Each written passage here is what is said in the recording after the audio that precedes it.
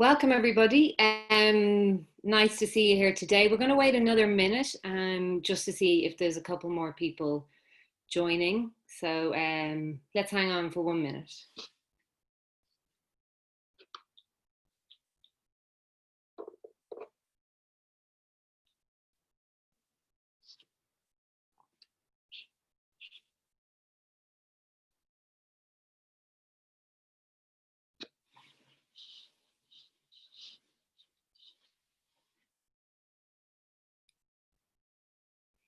Okay, so we're going to kick this off. So we'd like to welcome everyone here today to our webinar in association with Can Next.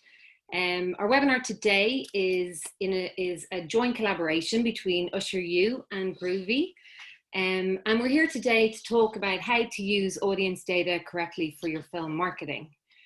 What we're really going to focus on today is how consumers' behavior and how they behave digitally online can be factored into your film marketing and your film promotion. So I'm joined here today by my great co-host from Gruvi, that's Nuet Nuenova. Say hi. And hello.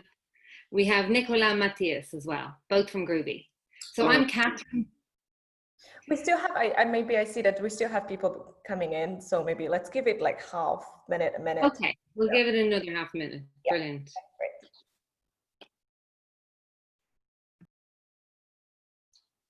Super.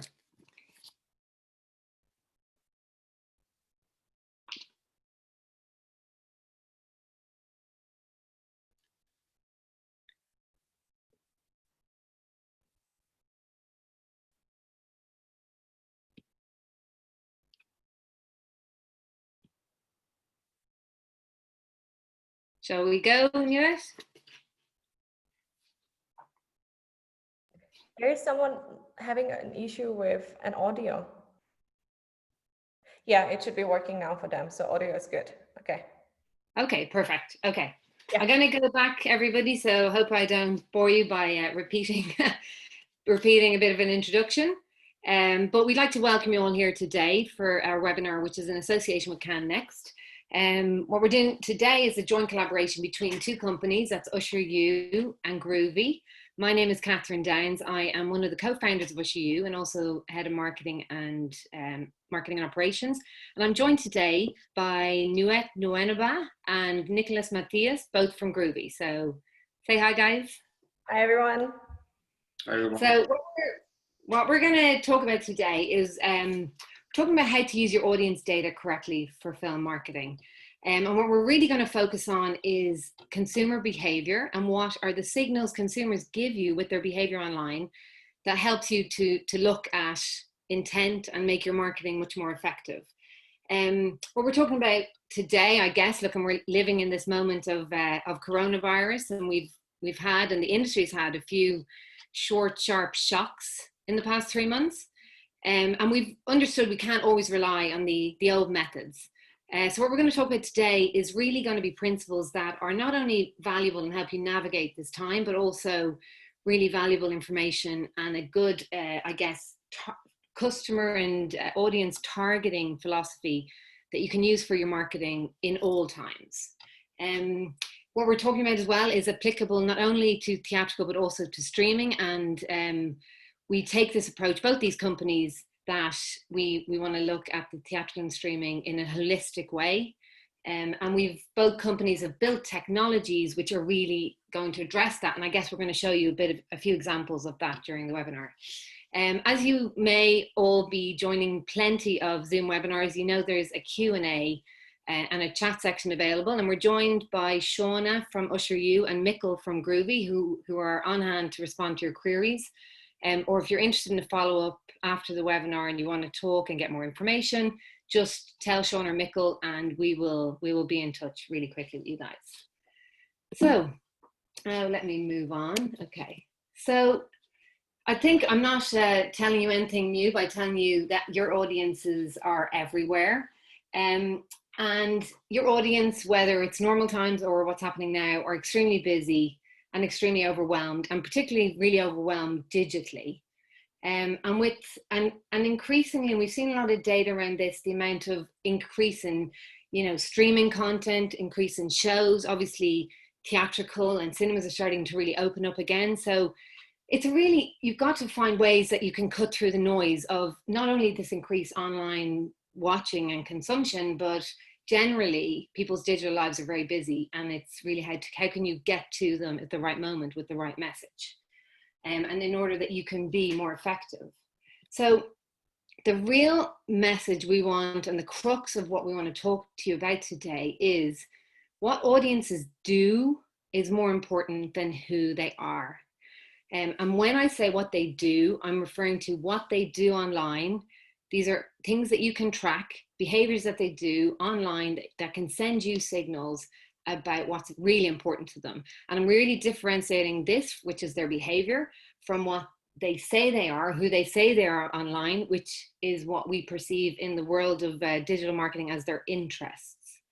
So if someone likes something or follows something, that's who I guess they say they are, or who they want to be perceived as. But what they actually do is what we see as a much better indicator of their intent, and their intent to buy, to watch, to purchase.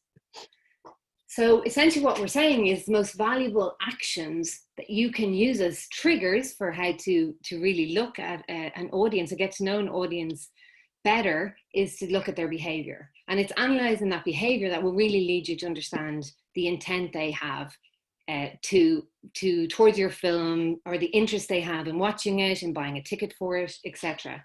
And over a long period of time, what we really want to do is help audiences, which is help our distributors, who are partners, or anyone involved in film promotion, to be able to reduce a cold start every time they launch a new film or a new movie. So you don't want to have to go back to square one and relaunch a campaign and spend the exact same amount to reach out to the exact same audiences, instead of over time, obviously really begin to understand that audience and build a direct relationship and reduce those cold starts. And this is where this really ties back into your media and your planning, is if you find a way to analyze that behavior and capture all those signals that a consumer is making or giving you online, and then you feed that back in to your campaigns. And this is where I guess UsherU comes in, because we provide a destination where a user can go and actually action all those behaviors. And Gruvi is a company that is very data driven and fast forward in terms of taking all those signals and actually applying them into marketing campaigns to make your film marketing much more effective. So that's, I guess, why our companies are here today together. So we have a very data driven and technology approach, and both UsherU have built, which has built Destination, and Gruvi, we both built all those tools and technology to help our clients, which are distributors and national film bodies, to do this. Isn't that right, Nuet? Yes, very correct. Maybe worth to also mention that, because there are a lot of independent distributors in Europe here, that they have a very similar genre of types of films that they're buying. So it's great to be building an audience pool over time, as so-called like regular buyers, because across all businesses, we know that those regular customers are the easiest to sell to, right? So they're going to convert for the lowest price. And then at the same time, if you can own the data about these audiences, so we don't want to know about, where do they live, what's their name, what's their email. But if you know the pattern of their behavior or profiles, you can take that to model and search for people that have similar tastes and similar patterns to them. So say if I know that this is my buyer, and I can search for similar people to this specific buyer, and I place the trailer in front of this new group, then I have a higher chance that with this new trailer, this new group is going to like to watch and eventually maybe buy as well, right? Then going to like millions of new users based on what we assume as that they might like the film because they like some other movies that are genre similar to this one. So that's definitely the power, the power of data that we can utilize. On that. And look, I think it's becoming obviously much more important, because we've got to get the most bang for the buck. The marketing buck, got to get the most value for every euro or dollar that is spent to try to bring a new customer in. especially with like a lot of A/B testing in the beginning when you have a campaign and you start with different creatives. And then how do you really track that these creative, that one message of communication or that one video trailer is converting, right?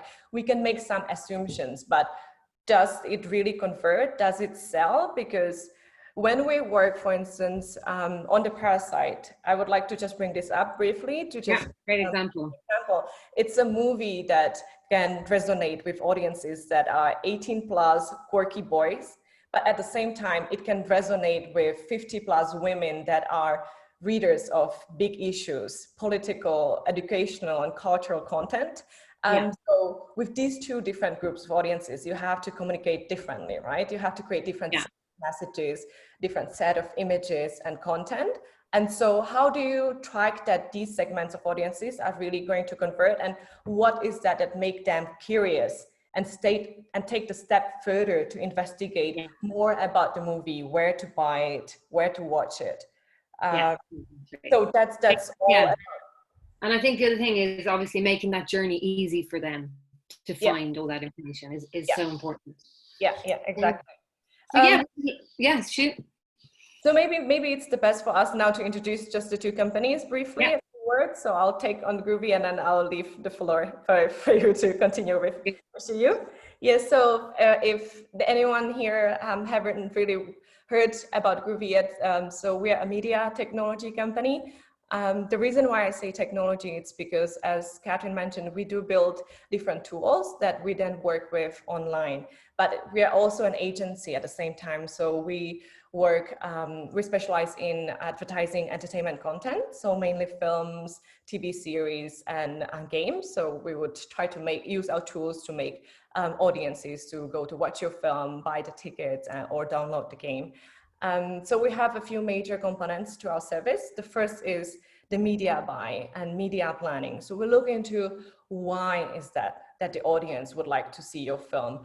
How many of them are available online? On which channels do they sit, in order for us to allocate the budget available and to create the marketing strategy. And then we build those tools that we have, to which we'll return back later. And we also incorporate our campaigns with different data set that we have available from partners like OBSERVIN or different distributor sites, VOD sites, cinema sites. And then we of course take like these tools with ads as a whole campaign and then go online. And so we place those ads online on whichever channels we decided that is the best suitable for the certain campaign. So that's one part of the business. The second part is that, of course, we track how many impressions that we could buy for a given budget that the distributor or producer has available for the campaign, but also what the user does when they get into that journey that we've built for them. Do they check out showtimes? Do they check which streaming platform offers the movie? Do they share the experience with their friend? How long do they stay within the experience that we built for them? Did they convert and buy the ticket, or they drop off? And if they drop off, like how long it took for them to drop off? And is there a chance to convert?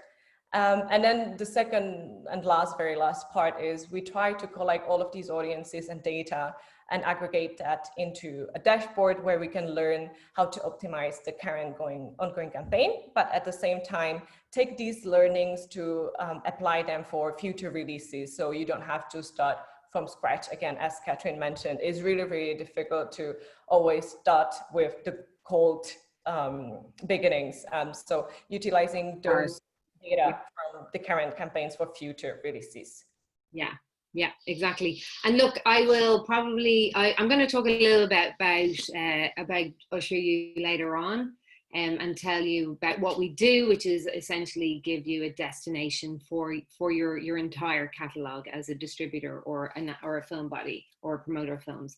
But what I'm going to do is jump in now to a totally different industry. Because I think this is something really interesting that we can look at as a film industry in order to think about what we're talking about here today, which is behavior of consumers and how we can really maximize that. So look, the gaming industry has looked at consumer behavior and signals with enormous success. And I think we all know that it's growing really strongly. I think it's a great industry for us to look at because of the commonalities with the cinema industry. So there's a few things I guess I'm pulling out here to order to draw them to those synergies together, which is if you think about both production of games and production of films and movies, there is a huge upfront cost. So the risk profile is really similar. All this investment takes place up front before it's released out to audiences. So commercially speaking, producing a film becomes a journey in commercially recouping your investment later on. And both of these industries are in the exact same game doing this. As well as that, both of these products, which is film or games, have huge amount of creative input in the production of these and to get them to the point where they're consumable by audiences. They're also both in the market for the entertainment time of these audiences around the world. And the other piece, which I think is important to look at now, is that they are both kind of transitioned from what I suppose is a bricks and mortar retail type experience. So whether that used to be going to buy a DVD in a shop, or with a game, you used to go and buy them often in video rental shops, is that gaming has more or less transitioned online completely. Whereas obviously the film industry looks more like a hybrid model, which is now becoming more theatrical and streaming combined. And we need to look at both of those, but there's definitely things we can learn from the gaming industry about how they've done things in terms of particularly using behavioral data about their audiences.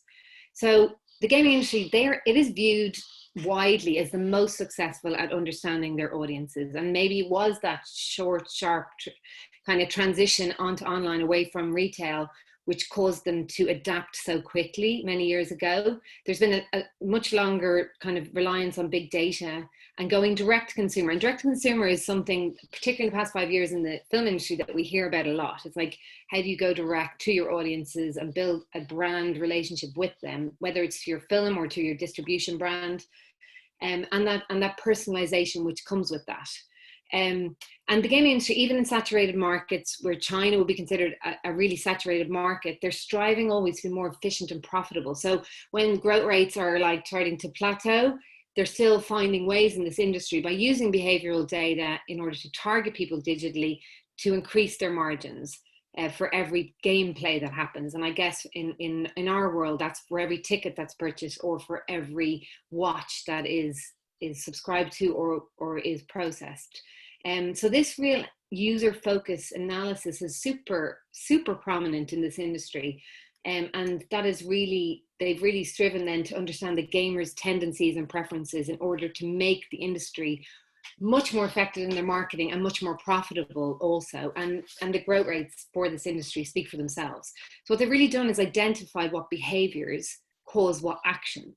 And that's like what we're talking about, is like, what behavior is your film audience doing online that is recognizable to you, that it could create the action which you desire, which is to watch the film or to buy a ticket to go to watch the film online, or go buy a ticket to see it in a theater or in the cinema. So the one thing that I guess this industry has done really well is it has actually looked more holistically at that audience and understood where itself as gaming and targeting the gaming audience sits within an individual's full life cycle. And I think it's that piece where it's understanding that audience member, that person doesn't wake up in the morning thinking about your film, but during the course of a day, you could find ways to give them, because they've given you a signal, is to give them a message that is like they're maybe more open to it, and that you can then obviously reach out to them with that right message. So humans make a lot of decisions daily around home life, around work life, around entertainment, and really we need to look at the film industry as a part of that suite of entertainment choices that a consumer is making and where we fit in there. And it's really about understanding that obviously humans are obviously creatures of habit with less time, overwhelmed, a lot of information coming towards them. It's giving them a shortcut to reinforce, an intent or something that's in their mind to go see that film, to go watch that film, or to search out more information about it. And it's actually taking those signals and putting them into your media campaigns so that you're catching and turning this intent or this idea, seed of an idea, into an actual conversion. And look, you're spending the money anyway marketing to these people, so you're better off spending it in a really efficient way by looking at this behavior than spending it in a mass marketing way. Because ultimately what happens when you market to people in a blind way is that they become blind to ads, because things that they're seeing are not really that relevant to them. So I think what gaming has understood for a long time in the gaming industry, and you can see here the trajectory of growth that they have taken, is that getting to grips with data has been really important. And I think it's a journey that we're still just taking within the film industry, is getting to know the audiences and getting to grips with that data. And I think the really important point here is there can be a thing that can happen when, we understand in this current, not this current climate, but in this decade, that data is king and data is everything, is that hoarding data is not valuable data. Using data is valuable data. So getting smart with the data is what makes it valuable, not just having it. And I think that's really important that we action this. And so big data has been around a long time, and this industry, the gaming industry, has only recently had the really good tools and technology to completely take advantage of that. And we can see this industry has grown from 76 billion in 2013 to 152 billion in 2019. And that's doubled in 6-7 years. And that is now far surpassing the entire value of the film industry, which is obviously an enormous industry in itself, with about 42 billion box office globally. So you've got to look at those comparisons and look at this growth rate. Not everything in the gaming industry is completely relevant, and the product is not the same, and the way people consume it's not the same. But I think there's elements of the way that they're smartly marketing that we can learn a lot from. And I think there's a point myself and Nicola have talked about a bit recently, is that something really remarkable within the gaming industry is that there's such an amazing collaboration with data from upstream activities like the actual production of the game, all the way down to the downstream activities and the consumption in the sharing of data at all these different levels. So collecting data and using this consumer data and intent to market and build awareness of a product that's coming, and that is happening at all levels. So it's a really collaborative industry, and I think there's something that we can learn from that. Do you agree, Nicola? Definitely. It's a very, very important point to raise, that the power of this data is only enforced when it's used in an ecosystem where everybody collectively feeds audience into this, and vice versa, can access these audiences with a wide sense of diversity. Yeah. I think if we apply this, I guess, the film industry, I think both of myself, Usheru, and the guys at Gruvi think, okay, between say distributors and exhibitors and agencies, this ecosystem of promotion and sales and all the partners involved, sharing of data is a win-win, because actually we're also in the game for entertainment time, and our competitors are gaming really more than each other. It's other entertainment choices that a consumer make is actually our real competitors. And I think we can recognize that, and I think we're going to recognize that even more as people in coronavirus times come out of a lockdown and really have to make those choices. We can be smart about what we do.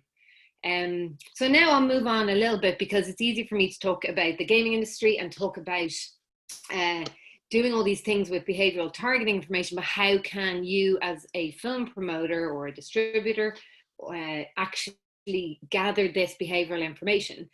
So this is where Usheru comes in. I'm showing here an example, I hope you can see it well, of one of our partners, which is German Films. And we've built them what our product is called a home for film.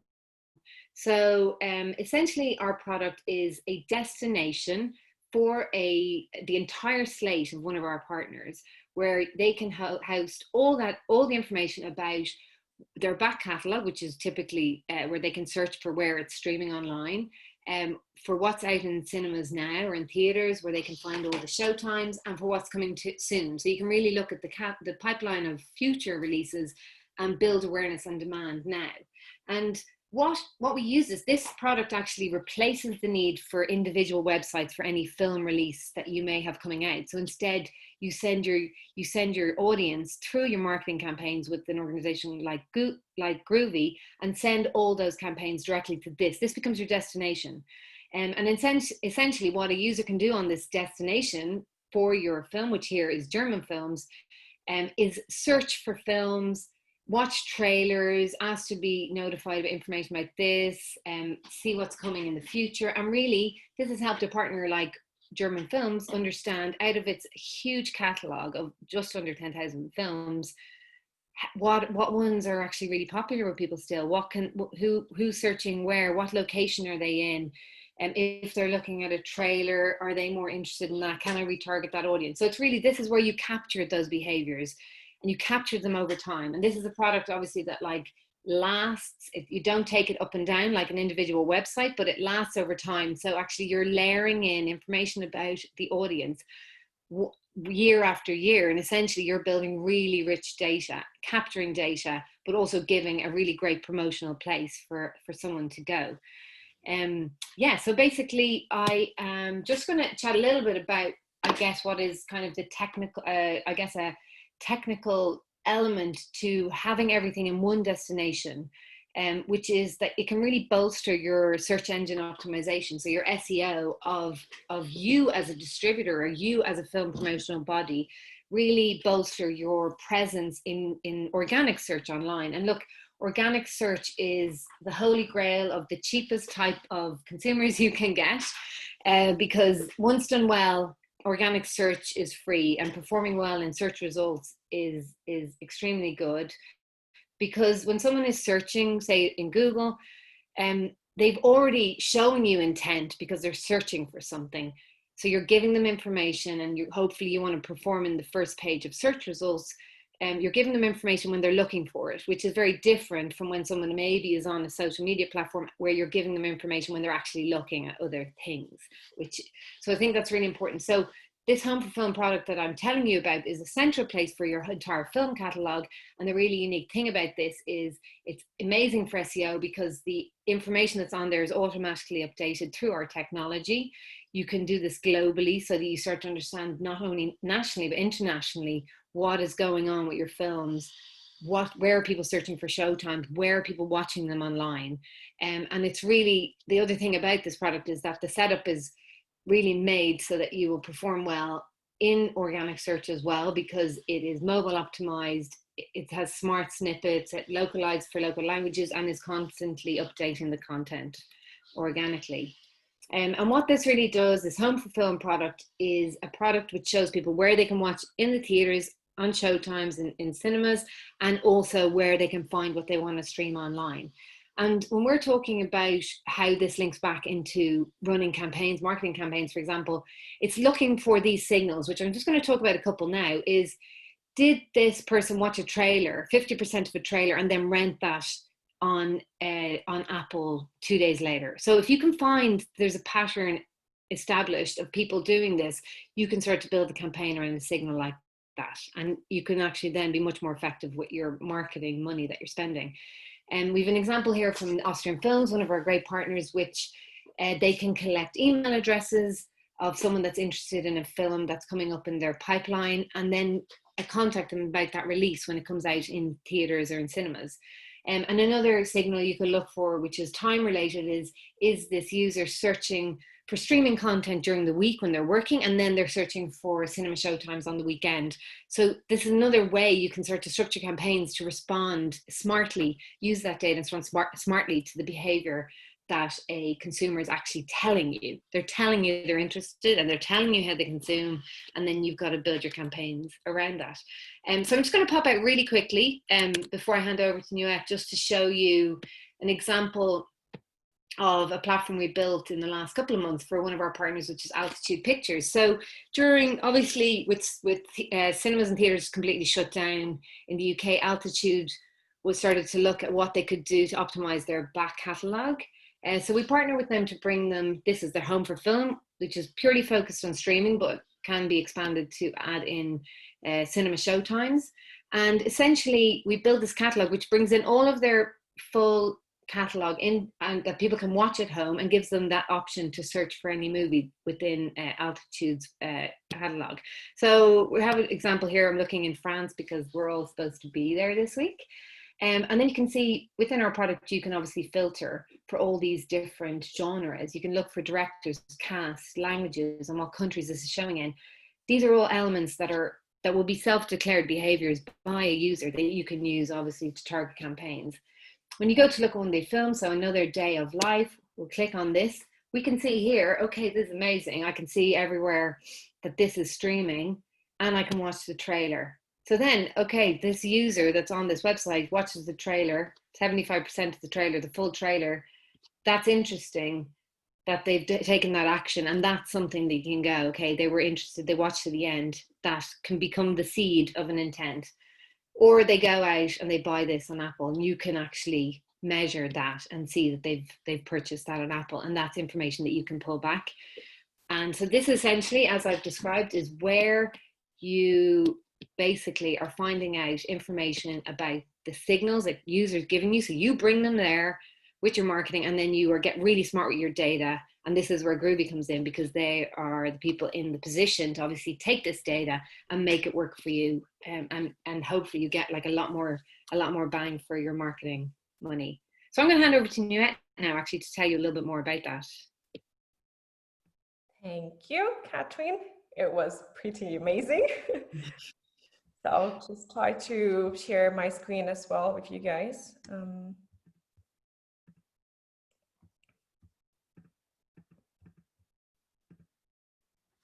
Okay, can you see well? Yeah, that's great. Yeah, we can see it perfectly. Okay, great. So just following and carry on Catherine's just presentation, this is the way how you can collect data in long term.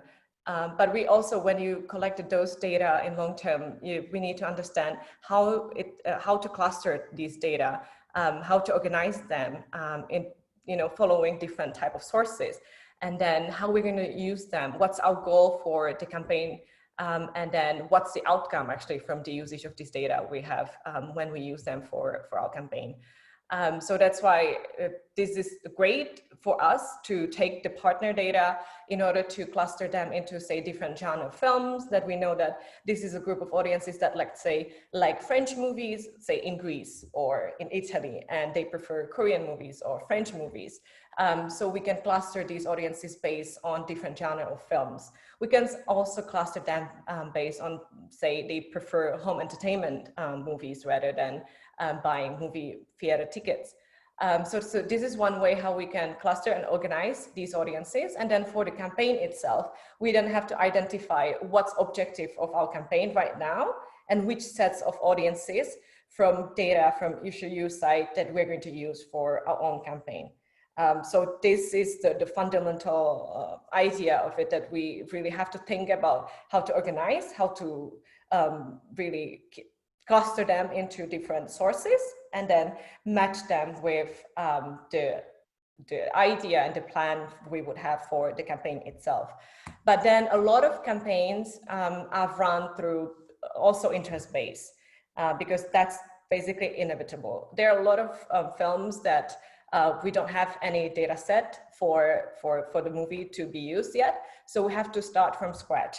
So how do we do that in Gruvi when we have to start the campaign from scratch? So this is an example of our social media player, which is basically whenever you have a video on social media, like on Facebook, TikTok, Snapchat, Twitter, or Instagram, whatever platform that serves a video, then we can use this social player for the campaign. So it rolls out and within the platform and offers showtimes in the nearest cinema or different VOD options. And that's the important part when we start tracking what the user is doing within that campaign and that journey that we built for them. I've seen in the question in the chat that someone was asking, how are we tracking this? So this platform is tag up with Google Tags. We have Google Analytics set up with this as well. So we try to understand what is that the user does. Do they check different cities? Do they check different showtimes? Do they check and click on different platforms where to watch the movie? Going back to the Parasite, for instance, this is a great always example for me to take on, because that was such a surprise last year for everyone in the industry to see that such an independent, like, foreign film can make through. So we launched this film a year ago in Poland with our great distributor Gruvi Film. And as this is a movie in the country to be released that there was no habit for Korean movies whatsoever, it was very difficult for multiplexes to book the film straight away in the beginning, because they didn't have really any reviews yet, except that it won in the Cannes, which is great. But let's face the truth, right? A lot of films that make through the festivals and get rewards wouldn't get their place and windows in a lot of big multiplexes. So how did it work with the Parasite campaign? The distributor started booking very, very small cinemas, indie cinemas, to test like how much is the budget that they are willing to invest in the film to push it through. So we set up this social player for different social media channels that we run the campaign. And then with the player, we had really only a few screening times in the very small cities, in the very indie cinemas. And we were targeting these to very niche audiences in the beginning. And so then we were tracking what are the group of audiences that are interested in checking out those show times and those screening times. And as we build over time a pool of audiences that were interacting with each of these little cinemas, then we could expand them and search for those custom lookalikes audiences, those people with similar patterns and profiles and preferences around the locations. And then we were targeting around the locations of the cities and the cinemas that we knew that the distributor got more bookings for. So this is just an example of the social player. And so that comes to what we do with all the data when we get to one of the live campaigns, because now these days, if you launch a campaign online, you can buy really millions of impressions for a couple of thousands euros. So how do you get through the noise of those like millions of impressions and understand who are those people that really genuinely are interested in? So we basically looked at, and everyone is looking always at completed video views. So if there's those people that watch your trailer until the very end, that's a great source of information, right, already. But as you can see here on one of our examples, this is 400,000 completed video views. Obviously, the film is not going to get that amount of admissions. But then, say, if you didn't use the player, then we would have data like post reactions, post shares, etc. And that's only in a couple of thousands. So that's too little for us to take an advantage of. But then, because we used the player and then we were tracking the interactions happening with that player, we saw that there was close to 60,000 the experiences, the actions happening with the player. So that's basically the number for us to know that these are the people that maybe are going to convert, that are likely to convert for us. So we should be focusing on them and communicating with them. So what we did that we also tracked from these all people who interacted with the player, how many of them and who are those that exited to the cinema site to purchase the ticket. And so let's say if there's only 10% of people who exited to the cinema site, then the next step would be that we would exclude all of those people from our further targeting, because we want to avoid the ad fatigue, right? We don't want to annoy people since they've already bought the ticket to show them again, and also just to waste the available money and budget you have for further targeting. So we would be excluding all of those people that we could track that have already purchased. And then if we were not using the player, then what would be happening now? Would we be going back and then retargeting all of those 400,000 people that watched the trailer until the end? That still requires a substantial amount of budget for us to use, right? And that's a very late stage of the campaign already. So what we did is instead, we knew that there are 60,000 people that are still maybe to be converted, that have already shown some kind of intention and curiosity about the movie. So we place different assets, videos, stills, messages in front of those 60,000 people to retarget them heavily, to basically make them convert, and then really to take a step further to be genuinely interested for the film. So we would be focusing on those 60,000 people that were still left as a maybe. And then when you collect all of the profiles and all the users that have already purchased the movie, so what we can do with that, what you can do or we can do is we can really take those profiles and search for people with similar patterns, preferences, and behaviors to expand the pool of targeting. But for these ones, obviously, it's a little bit harder because then you have a new set of audiences that are similar to the buyers. So you have to communicate with them again through like new messaging of like, say, this is what movie is this, etc. So there are different strategies, but when you go to those custom audiences, the lookalikes, then you already have from the first stage of the campaign an idea of what creative assets work the best. So you can approach them directly with the best insight that you had already during the first stage of the campaign. Yeah, and I was gonna add something, and I think you and me have talked about this as well, is we know actually between our two companies that a lot of this is like extremely complex, isn't it? It's such complex information and all these acronyms and elements from the world of online advertising can feel far removed from the world of film promotion. But I think the point we want to make is we have built the tool so we take the complexity away from our customers, and we actually figure all this out within our products for any customers. Would you agree? Do you, Nikolai, have anything else to add to this, or should we carry on? Let's carry on. Yeah, okay.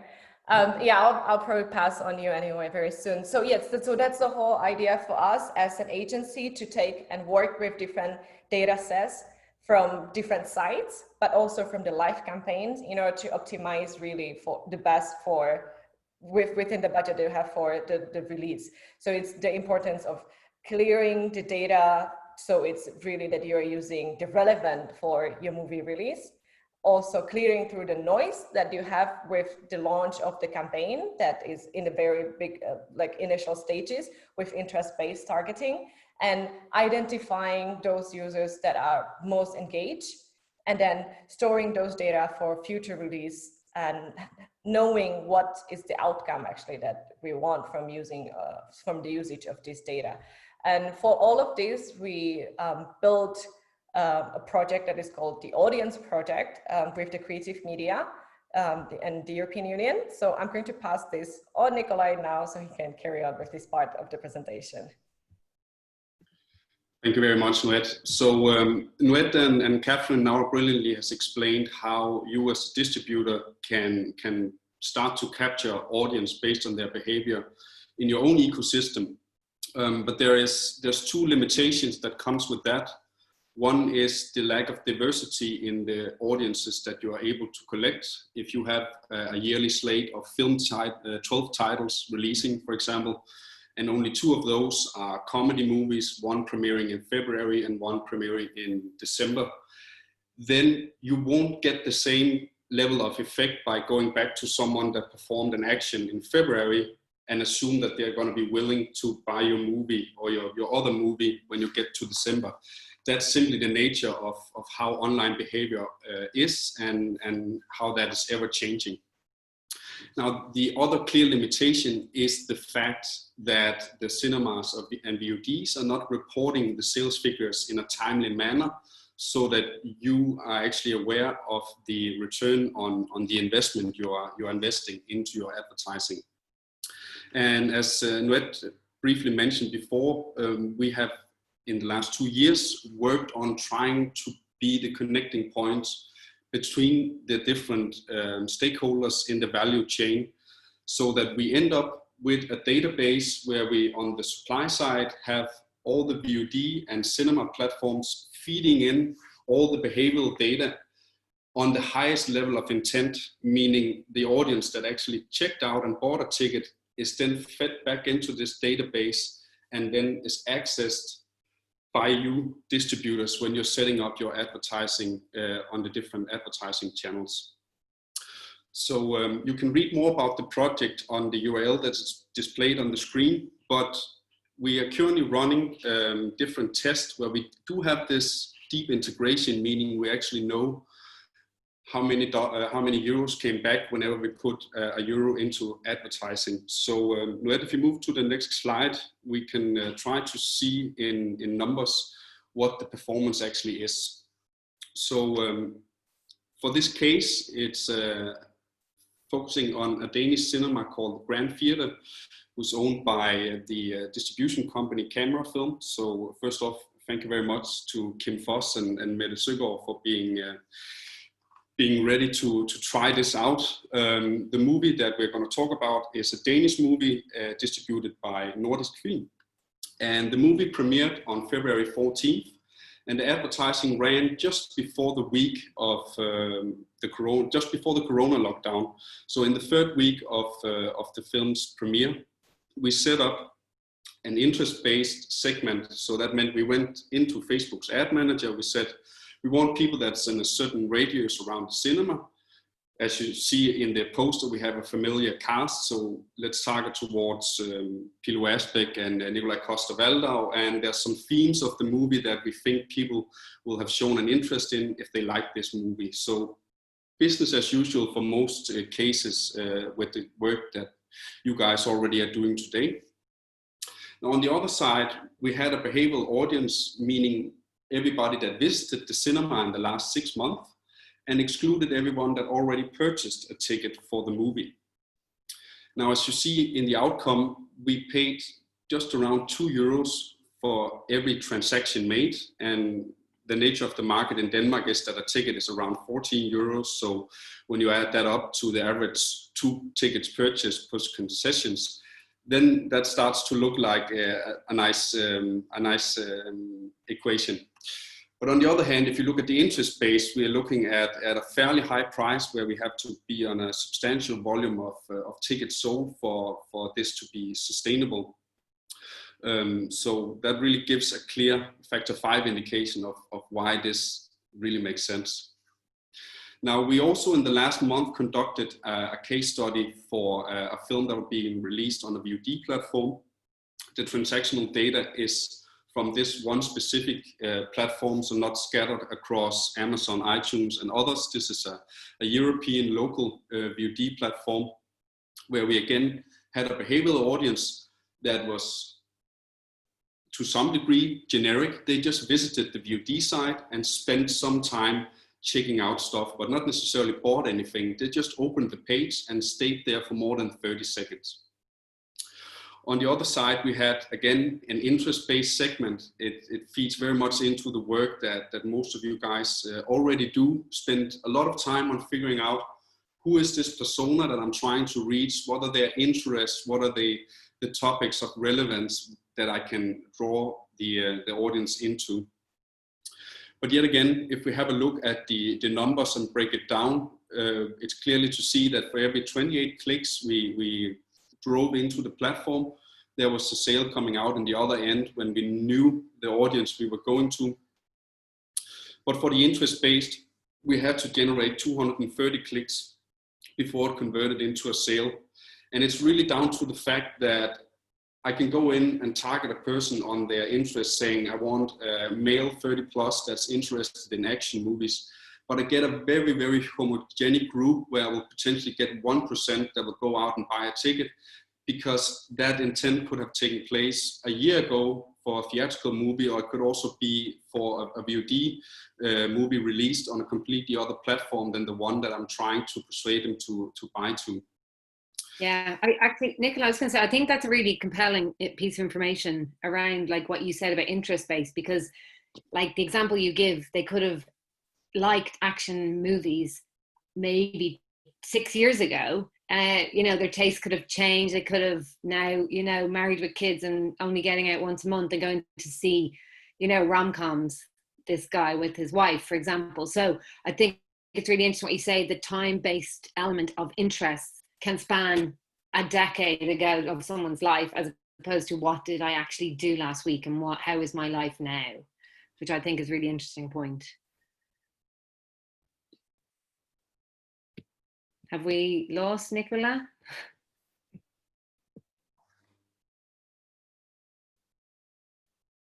Completely agree. I had a little delay in the sound, but I just wanted to confirm what you said there, Catherine, that we as a benchmark look at behavior in a 90-day window. So if someone performed an action more than 3 months ago, we're not as certain to be sure that that action will be repeated once again. Yeah. To put it into practical terms, we could say that we had a person purchasing a movie where they had to sign up for a VOD platform the first time they purchased it. So 3 months after that, the next purchase would probably take place in another ecosystem directly on the platform or based on another behavior than when it was the first time they entered this VOD platform. So that's why it's so important to have behavioral tracked in a time frame where it's not surfacing more than 3 months. Yeah, really good point.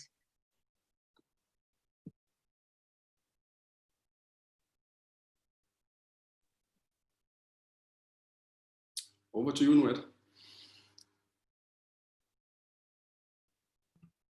Okay, I'm trying to figure out how to go back to that slide, the other one. Excuse me.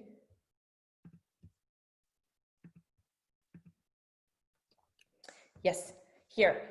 So with this project, the audience project, because we've been working and collecting the results from these campaigns over time, we then looked and tried to look into different correlations between each of the campaign results, but as also how did they turn into admissions, the film turned into admissions. So we were looking really, is there a correlation between each of these KPIs that we were tracking? And from our learning, we found out that we can look into the rates between the completed video views or actions against the total impressions, meaning that if I have this available budget and I can buy that many impressions in total, if I get that many actions from that total campaign, by actions, I mean really anything that is meaningful for us. So we're counting completed video views, shares, comments, and link clicks. So if I can have this, if say it's 10% out of all the impressions that I could buy, I convert it into those meaningful actions. Is it a good rate or is it not a good rate? So we found out that if the action rate is more than 10 or 15% then from the total impressions, then the film is probably might do well. And then moreover, if we can count with different KPIs. Another would be, say, the click-through rate against the actions. So from all the actions that we collected, how many people really click through? So if we have 5 to 10% of all people from those who took an action, but actually clicked through and then investigated the different showtimes, then that film is going to, for us, like we could assume that it's going to do well as well. And then we could also count, like, for instance, click-through rate against impressions out of this budget that I have available. How many people really click through? Because budget is one thing and impressions is one thing. That's how many ad placement that we could buy. But then if people are clicking through, that's the genuine interest, right? They would have, that's something you can't really buy. So if we can see the rate of the clicks through from all of these impressions, how much is that rate that would make the movie probably to do well? So that we were tracking as well. If it's more over than 1%, then we knew that that movie is going to be positive already, performing in the cinemas as well. And then we also look into different showtimes interactions. And so we collected, this is just an example, but we did a collection of movies that had similar budgets. Distributors had similar estimates on admissions, how the film is going to do. So here you see in the table these different actions rate that we calculated, impressions rate, click-through rate, as well as showtime interactions rate. And genuinely, all of the movies that passed through like the benchmark that we set for the campaign, then would do well. And then we would have to wait, obviously, for the results in cinemas to confirm our estimation or not. So this is something that we've been doing with our releases, just to give an idea to the distributor how the film is going to do well. Should we maybe pull down on the marketing spend? Or maybe if it's doing really, really well, should we just take a chance and really go all the way in for the buzz to make the best for the film? So this is the stat that we publish on our blog. So if anyone is interested in, that's on Gruvi website and blog that you can read through in more details. Yep. Okay, cool. So yeah, I guess look, we want to kind of tie this all together for everybody to really highlight what we're trying to get across here by talking so much about the success of behavioral targeting. And as Nicola mentioned in his example, you're able to get a conversion 5 times cheaper with behavioral targeting than in interest targeting. And what we really ask people who are marketing films to think about is do you find yourself guesstimating how many likes and shares actually transact into sales? We're talking about sales here, we're talking about a watch, we're talking about buying a ticket, and we're talking about you really reaching your audience with that film, and you may not really know what likes and follows, how that really translates into success for your film. Or you may be getting a lot of these, what we sometimes can call vanity metrics in social media, but you don't know if they're really going to lead to success, and you don't have a pulse on that. So really what we're trying to say is you need to look at, are you in a moment for awareness and branding, in which case, you know, these metrics can be really powerful, likes and follows and building up, or are you in a moment where you're trying to get conversions, and conversions really is getting that watch, whether that's in a theater or a cinema, or if that's at home on home entertainment. So really, to bring it all together, what we're advocating here, I guess, is the best setup in order to make you as successful as you can, and to grow your audience and to grow the impact of your movies when you release them out to audiences. And that does not matter what market you're in across the world. Really, how this is in action is having a destination, like I guess we've shown you that Usheru has our home for film. So having a destination where you can track all these actions and intents and behaviors of the audiences who are interested in your film, and doing it early, doing it, you know, as soon as you drop your first trailer, or before that with even some production content to build interest, registering those actions, and then analyzing those actions, what someone actually did. And that's where we're saying this is slightly different from what their interests are declared online, but what they've actually done on a website that you own, that you are able to track, and then linking that information and that data, and be really smart with that, and linking it all back in to your campaigns that you are launching, whether that's really early stage to tell people about a trailer drop, or whether that's when you're 6 weeks out from, you know, you've got your distribution and showtimes are going online, and you want to bring those people back in to search in that same destination for those showtimes, for where it's on near them, so that you can actually those nuggets of interest, you've got to turn them into conversions, and remind people that they were interested in this at the right moment, and for something that they've already shown you they're interested in. And then when you go to streaming later, you want to maybe capture another part of that audience who are more interested in seeing that on a home entertainment portal or platform. So really what we're advocating here is this whole big link up between that destination and those media planning. So putting it all together. So you can contact either of us at the email addresses on the screen. Do you want to put that in present mode, Nuet, really quickly, so it's up big? So there's Nuet's email. Obviously, you can chat to Nicola and our teams across Usheru and Gruvi. We're really happy to talk to you about what we do, whether that's in isolation for media planning or for a destination, or if you're interested in looking at how you can collaborate with both companies to really maximize your reach to your audiences. The ultimate goal here is to understand your audiences and go directly to them, because that is what will make your marketing of your future films more effective and less costly, and really amplify what you can do with your marketing and promotional budgets in the future. So we really like to thank you for being here today. Yeah, shoot, Nuet. I'm not sure if we have any questions. No, it's just that we have 2 minutes left, so maybe we can pick up some questions in the Q&A, or if there has been any in the chat. I watched a little bit there while you were chatting, and I think Sean and Mikkel have been doing a great job to answer people's questions. One of the questions from Gustavo Maximiliano. Hola Gustavo, ¿cómo estás? We are, Usheru and Gruvi can operate in any market, so we both have global coverage, and we'd love to chat to you. Actually, across our two companies, we also have a lot of language capabilities with Portuguese, English, Italian, Spanish, Danish. So yeah, look, any market is it's easy for us to operate in, because obviously we are very technology and data driven, and so we can do everything remotely. Any other questions?